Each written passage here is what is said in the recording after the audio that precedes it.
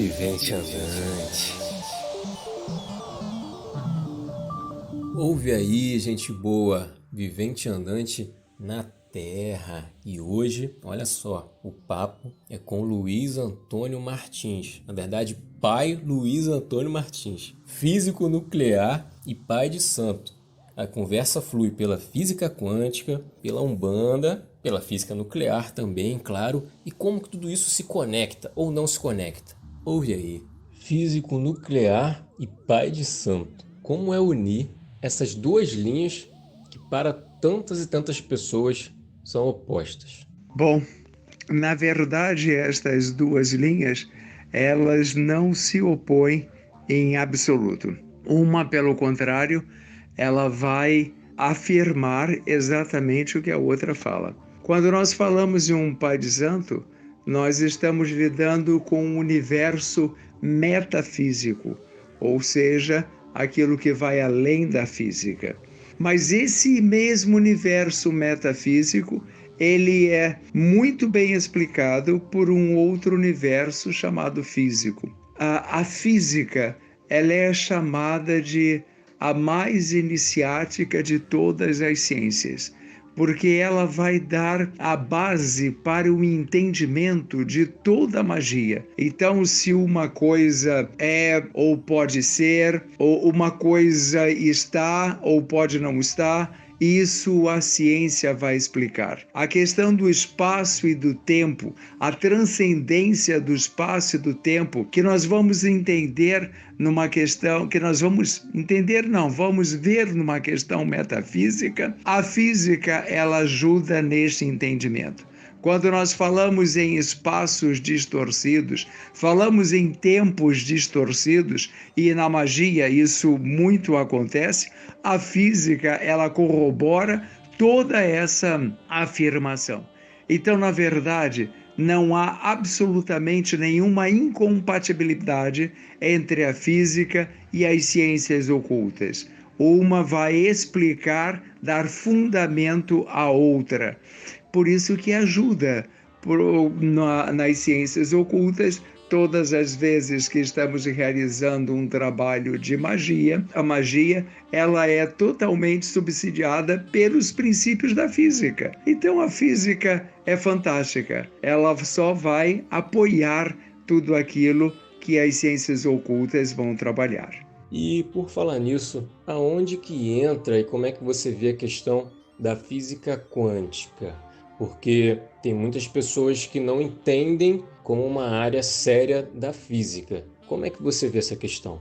A física quântica, ela vai ajudar mais ainda na compreensão disso tudo. Porque quando nós falamos em distorções de espaço, de tempo, nós estamos nos referindo à física quântica. A física quântica ela vai falar de saltos que são possíveis de serem dados de um mundo ao outro mundo. A física quântica vai falar do estudo de partículas extremamente pequenas, aonde a física clássica não consegue explicar. Mas se no pequeno determinadas leis funcionam, nós podemos expandir estas leis até o nosso mundo. Então a física quântica é uma área da física que muito bem se enquadra nas leis da magia. Então quando eu digo que uma coisa ela é ou ela não é, a física quântica diz exatamente isso. A física quântica vai mostrar que uma coisa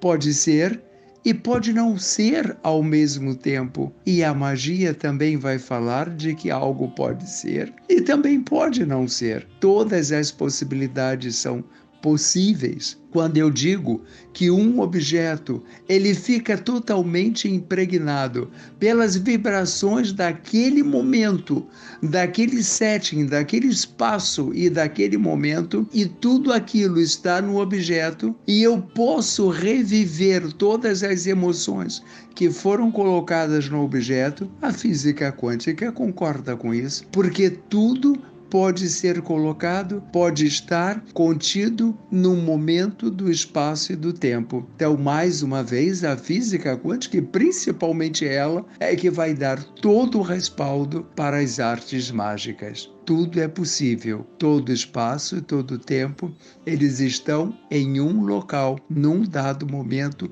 e esse momento pode ser trazido a qualquer instante.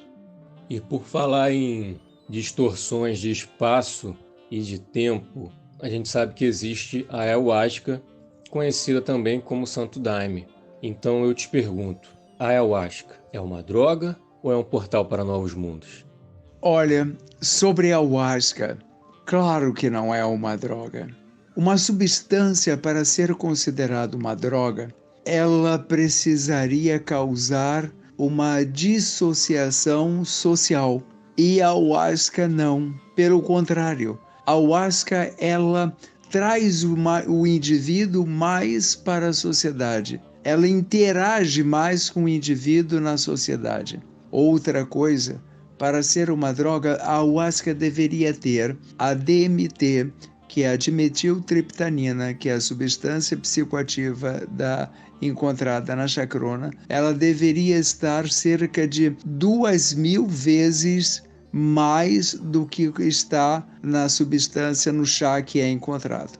Então, definitivamente, a ayahuasca não é uma droga, ela é uma substância que promove o entendimento do ser, faz com que o indivíduo elabore melhor suas questões, fazendo-o compreender mais o sentido da vida nesse mundo. Eu inclusive já li alguma coisa de que a ayahuasca seria um enteógeno, não um alucinógeno. Então, no seu entendimento, você vê a ayahuasca como um, digamos assim, facilitador para o conhecimento de novas dimensões, ou são, na verdade, dimensões do próprio inconsciente da pessoa que utiliza?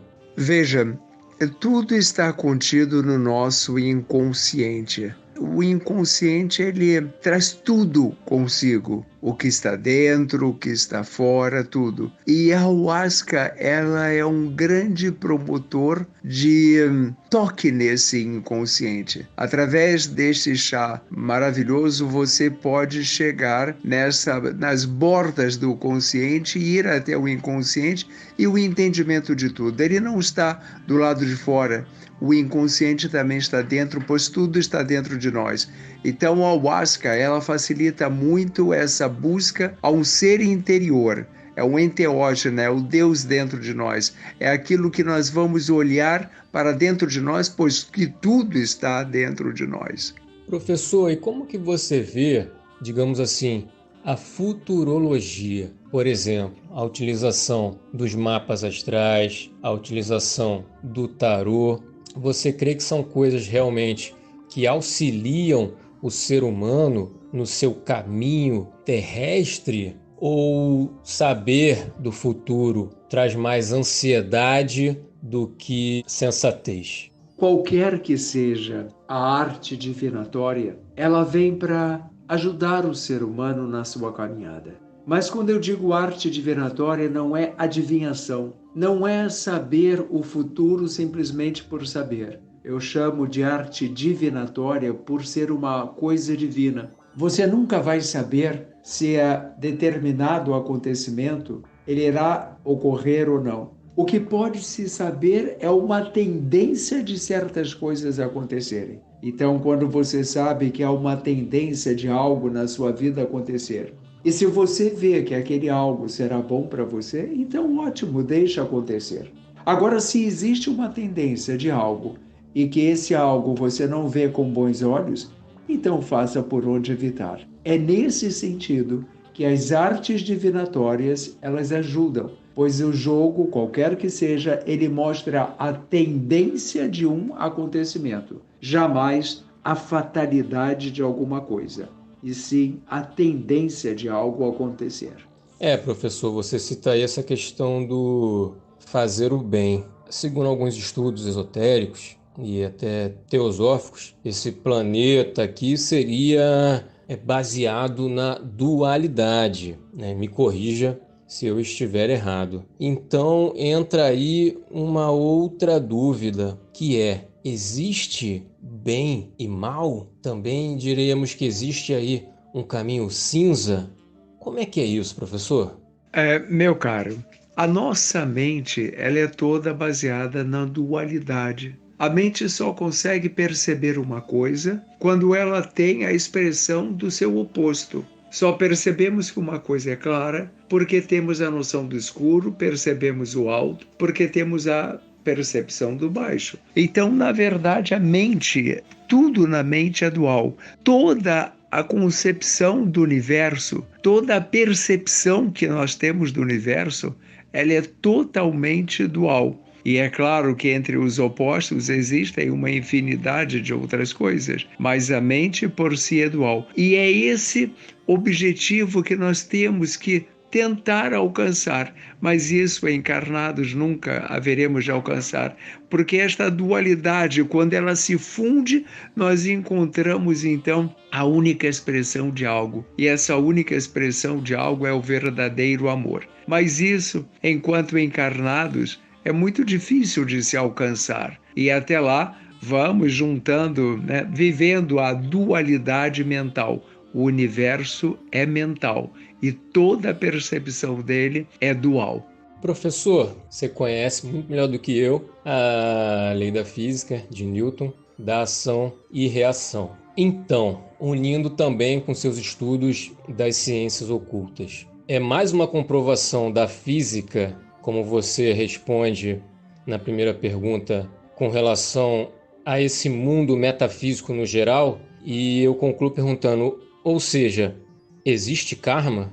Olha, é claro que existe sim, porque a toda ação corresponde uma reação imediata e em sentido contrário. Então, tudo aquilo que nós fazemos, toda ação por nós provocada, ela sofrerá uma reação em sentido contrário. Esta lei do karma, ela é muito clara. Agora, pela própria teosofia, podemos ter um certo alívio dessa lei do karma, na medida em que você comete tantas ações que podem até aliviar uma outra reação. Funciona como uma espécie de saldo bancário. Se eu deposito muito, eu fico com um saldo positivo, podendo aliviar aquele negativo que eu havia antes. Há muitas coisas a serem faladas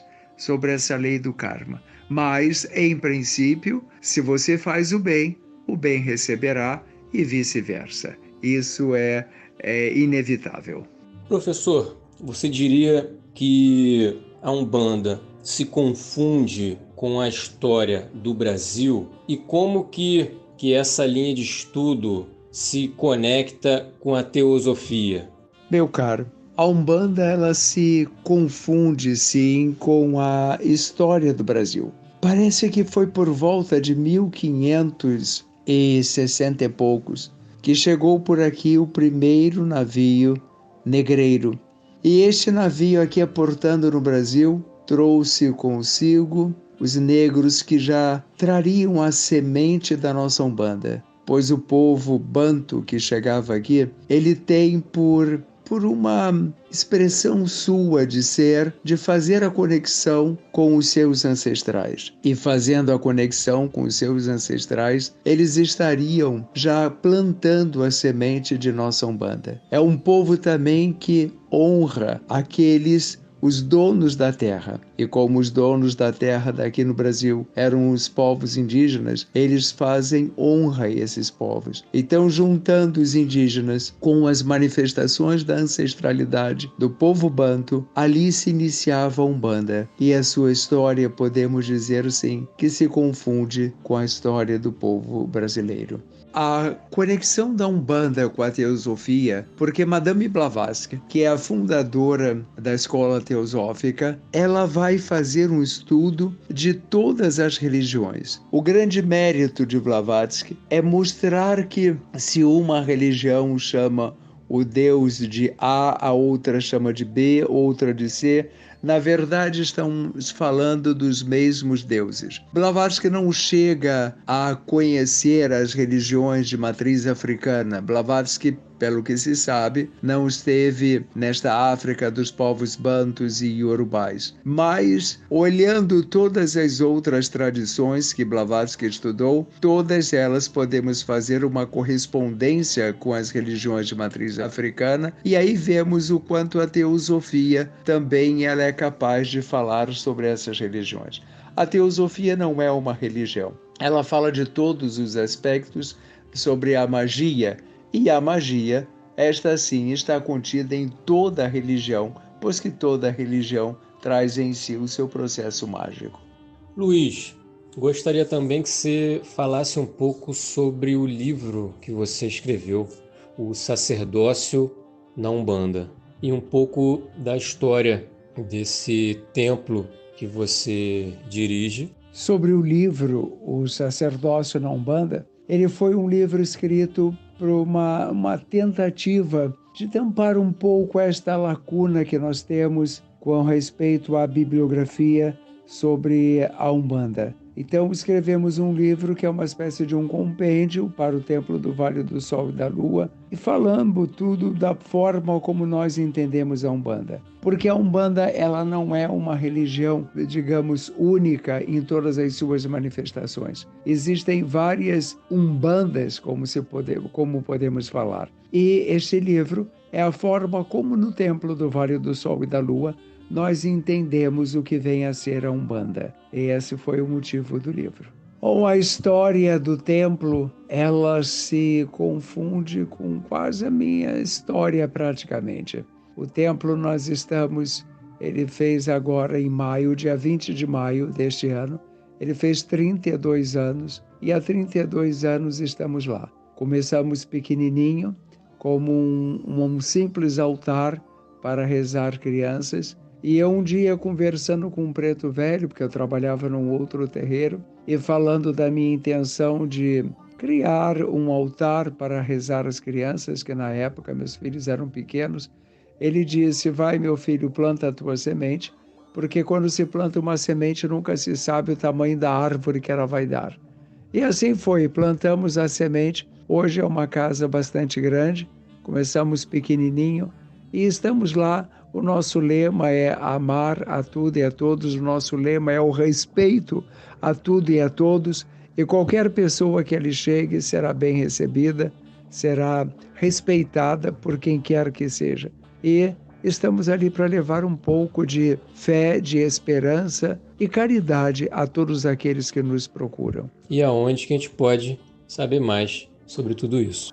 Para saber mais sobre tudo isso, talvez o melhor é uma visita presencial mesmo. Nós temos também um site, o endereço é www.templo.org.br ou simplesmente www.templo. Ali encontra-se todas as informações a respeito do templo. E é claro, uma visita presencial é um prazer enorme receber a qualquer um.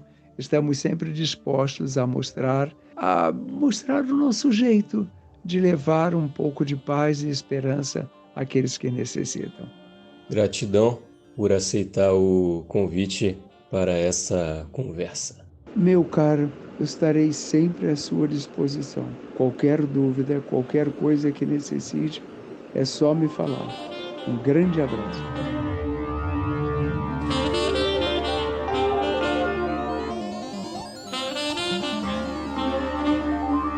É isso aí, gente boa. Esse foi o Luiz Antônio Martins, físico nuclear e pai de santo, lá do Templo do Vale do Sol e da Lua. Agora aproveita e vai lá, www.viventeandante.com. Esse episódio foi editado pelo mágico do som, Fachal Júnior. Aproveita também e vai lá no Instagram, @viventeandante.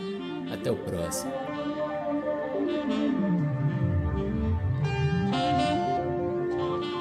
Vivente Andante.